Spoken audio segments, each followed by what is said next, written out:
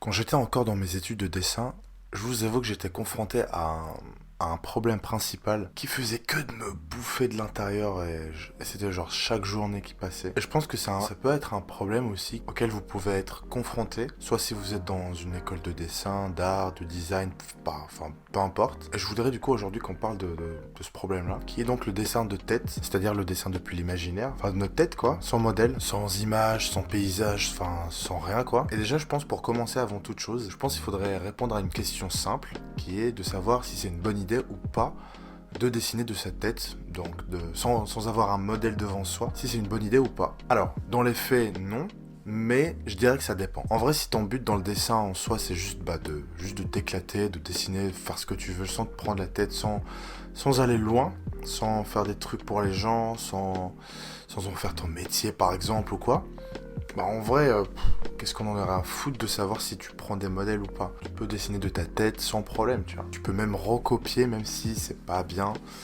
Tu peux même recopier du coup sans avoir cette pression-là, tu vois. De te dire, bah voilà, ce que tu as copié, bah ça, c'est pas ton travail, etc.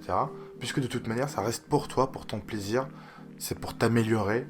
Et voilà quoi, enfin, on en a rien à branler, c'est pour toi quoi. Par contre, si ton but dans le dessin c'est d'aller plus loin que la simple passion et de faire un truc qui te ramène de l'argent par exemple, là je te conseillerais plutôt de prendre des modèles, que ce soit. Après ça dépend de ce que tu fais, si tu fais une tête, bah tu vas prendre un modèle, c'est possible réel devant toi, mais évite la copie.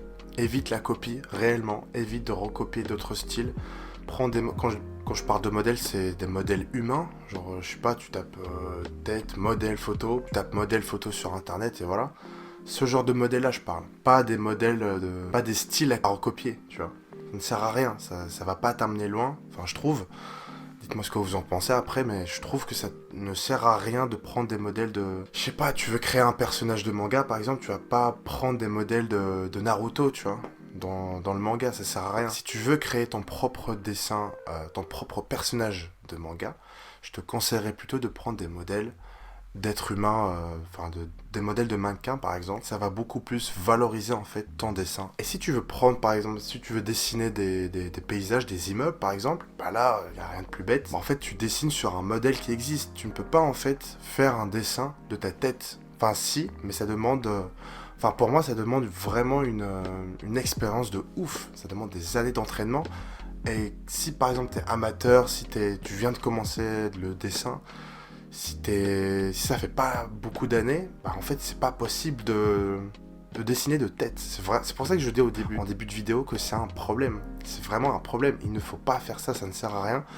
Je pense honnêtement que ça ne va pas t'emmener très loin dans le dessin. Et un truc que tu peux faire dès maintenant, tout bête. Par exemple, moi je vais vous raconter une expérience personnelle. Quand j'étais petit et que je commençais tout juste à apprendre à dessiner, je faisais un truc, c'est que je prenais des jouets que j'avais. Une figurine Spider-Man par exemple, vous savez, c'est des figurines qui peuvent se modeler n'importe comment, enfin on bouge le bras en haut, on met le pied à droite, on met le pied en avant, un pied en arrière, enfin bref, comme on voulait. Et en fait, vu que j'avais un exemple en vrai, je le prenais et je dessinais, en fait ça m'apprenait à dessiner un corps humain, humanoïde, de manière exacte, puisque j'avais de toute manière le modèle exact devant mes yeux. Et ça, vous pouvez le faire avec. Aujourd'hui, je sais qu'il y a des figurines spéciales pour dessin, pour dessinateur. Ça doit pas coûter hyper cher non plus. Mais voilà, c'est pour du dessin. C'est modelable. Tu peux leur donner la forme que tu veux. Enfin, tu peux leur donner la pose que tu veux. Et en fait, ça va te servir de modèle réel. Donc ça, c'est vraiment pour remplacer, pour éviter de prendre une photo sur Internet. Donc il y a cette première solution qui existe. La deuxième, c'est tout simplement de demander à quelqu'un de poser pour toi. Donc du coup, tu auras un modèle encore plus réel devant toi. Ça, en vrai, je trouve que c'est la meilleure solution. C'est vraiment dessiner depuis un modèle vivant.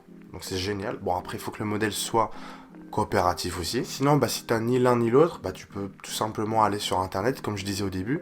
Là, tu seras un peu plus limité, j'avoue. Mais bah, s'il n'y a pas d'autre solution, on va pas non plus débattre pendant 1000 ans. Et comme je l'ai dit dans une ancienne vidéo, Pinterest est ton meilleur ami. Et pour les paysages, du coup, la meilleure solution, ça reste quand même d'aller dehors, d'aller dans un parc, d'aller se mettre dans un coin, dans une ville que vous aimez bien, et de tout simplement prendre votre carnet de dessin et juste de dessiner.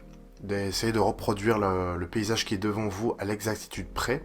C'est possible, bien sûr. De toute façon, on réussit pas un dessin dès le premier coup. Petit à petit, essayez de faire ça, je sais pas, 1 à 2 fois par semaine, dès que vous avez du temps et s'il fait beau. Pourquoi je vous dis tout ça? C'est tout simplement parce que je considère qu'en dessin, il faut qu'un dessin soit fait sur des bases. S'il n'y a pas de base, si ton dessin n'a pas de base, bah, il aura aucune colonne vertébrale qui va le tenir. Si t'es là, tu dessines un dessin de tête, ça n'aura pas de...